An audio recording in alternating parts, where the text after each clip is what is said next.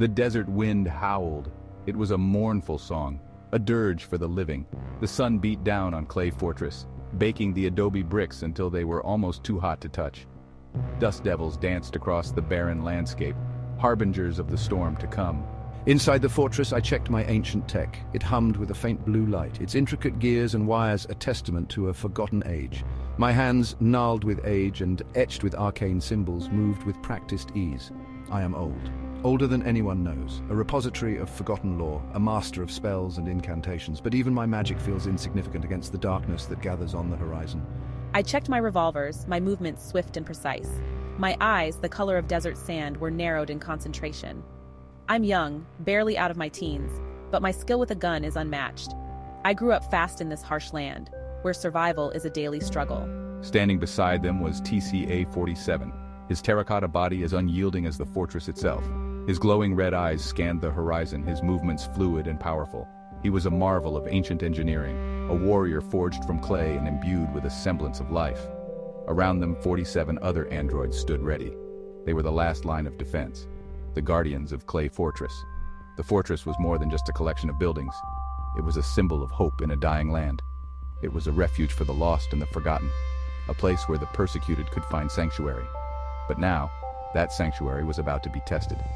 A shadow fell upon the land, a darkness that promised pain and oblivion. This was not just a battle for survival. It was a battle for the soul of the world. The wind carries whispers of the approaching army. Demons, their eyes burning with malevolent fire, march alongside cultists clad in crimson robes. Mercenaries, their souls bought and paid for, ride at their flanks, their weapons gleaming in the sunlight. It's an unholy alliance bound together by greed and the promise of power. I feel a tremor in my gut, a primal fear that I haven't experienced in centuries. They are coming. The androids stood motionless, their clay faces impassive. They were waiting patiently for the order to unleash their fury. The air crackled with anticipation, the silence before the storm. Log raised his staff, an ancient artifact of wood and bone, and muttered words of power. Runes etched on the staff glowed with an eerie light.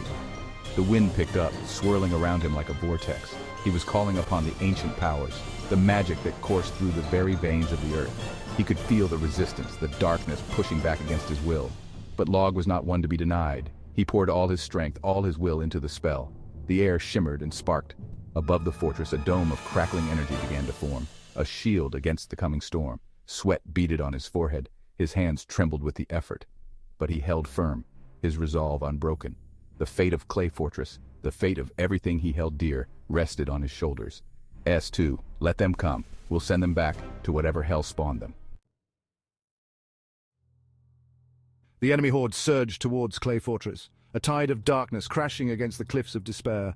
The mercenaries attacked first, their arrows blackening the sky. But the dome held, deflecting the missiles with a crackle of energy. Then came the demons, their eyes burning like embers in the twilight. They hurled bolts of fire and shadow, their laughter echoing across the battlefield. Each impact sent tremors through the fortress, testing the limits of Log's power. Beta and her gunslingers were ready. Their rifles barked, spitting fire and lead. Each shot found its mark, dropping demons and cultists alike. But for every enemy that fell, two more seemed to take their place. The androids, their movements precise and deadly, cut through the enemy ranks. Their clay fists smashed through flesh and bone, their terracotta bodies impervious to pain or fear. TCA-47, a whirlwind of clay and fury, fought at the forefront. The battle raged for hours. The sun dipped below the horizon, painting the sky in hues of blood and fire.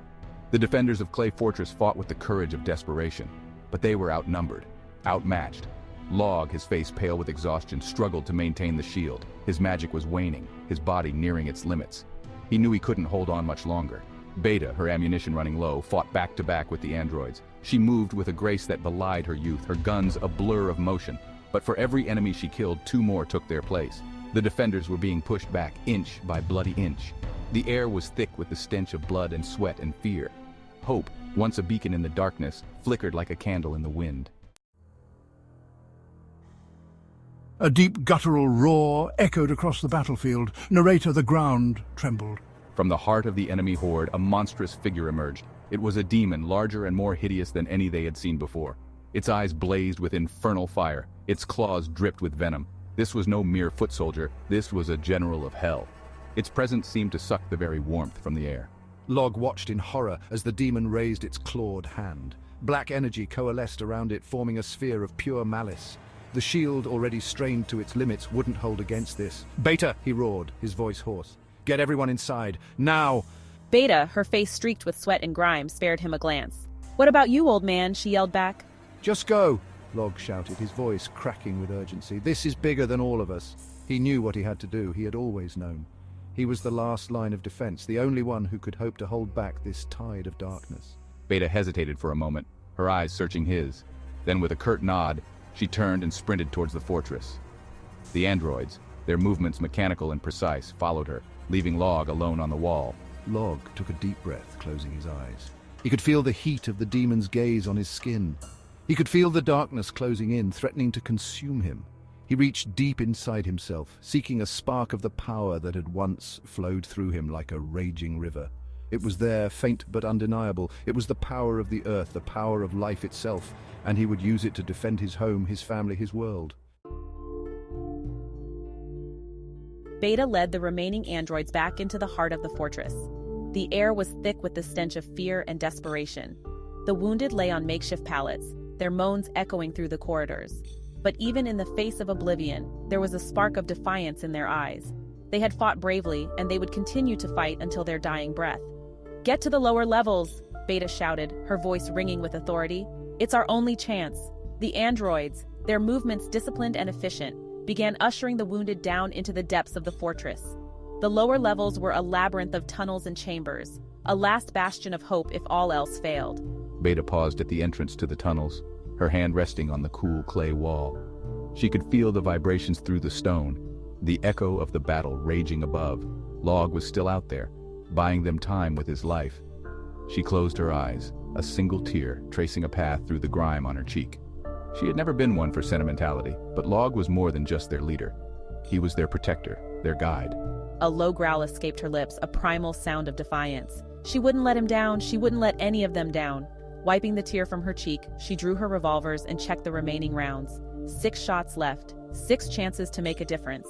She took a deep breath, steeling herself for what was to come. If this was the end, then she would meet it head-on. Log opened his eyes. He was surrounded by light, a blinding radiance that seemed to pierce through his very being. For a moment he thought he had died, that this was the afterlife, but as his vision cleared, he realized he was still standing on the wall of Clay Fortress. And the demon, the harbinger of their destruction, was gone. The battlefield was silent, the air still thick with smoke and the stench of death, but the fighting had stopped. The sun peeked over the horizon, casting long shadows across the carnage. Log lowered his staff, his body trembling with exhaustion. He had poured every ounce of his strength, every fiber of his being into that final spell. He had expected to be consumed, his essence scattered to the winds, but somehow, miraculously, he had survived. A soft groan from behind him made him turn. Beta was leaning against the wall, her arm wrapped around a wounded android. She was covered in dust and blood, but she was alive. Relief washed over him, so profound it almost brought him to his knees. "It's over," he croaked, his voice a dry rasp. "It's finally over." Beta nodded, a weary smile spreading across her face. "We did it, old man," she said, her voice rough with emotion. "We actually did it." Log looked out over the battlefield, his gaze sweeping across the wreckage. The cost of victory had been high, but they had survived. Clay Fortress, battered but unbroken, still stood.